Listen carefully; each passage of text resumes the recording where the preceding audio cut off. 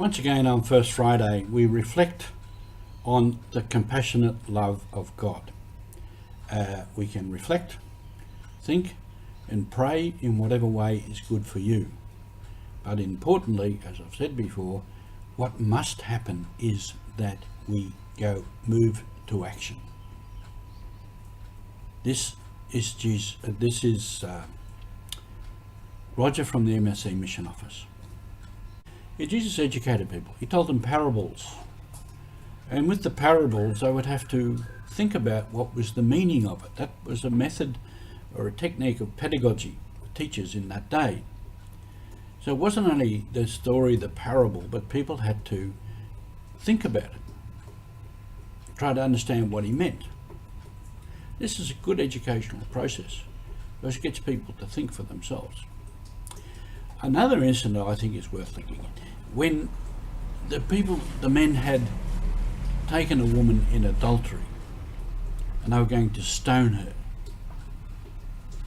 And Jesus simply sat there quietly, and it says he wrote something on the ground. We never know what he wrote on the ground, but he said to them,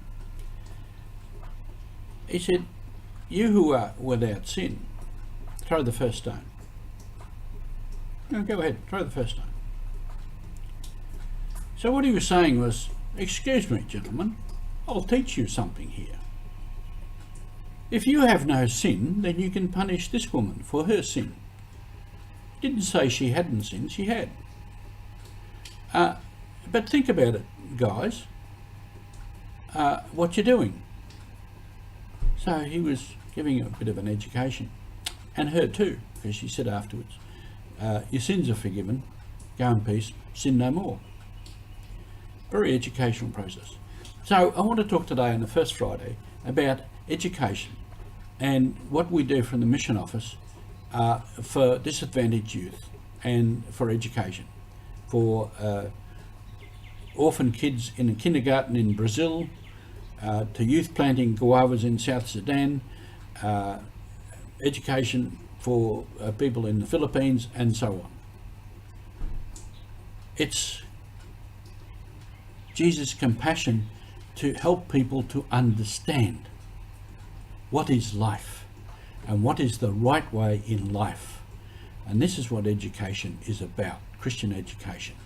It also gives people qualifications so they can get on with their life, they can have a decent human life, and then in turn they will educate their own children.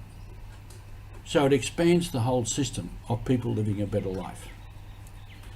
And this is part of the compassion of God. And on First Fridays we think of the compassion of God.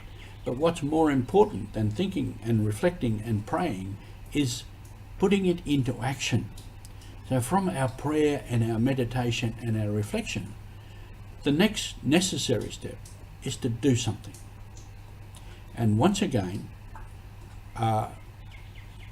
many of you help us in your generosity with donations, and that is the compassion of God in action.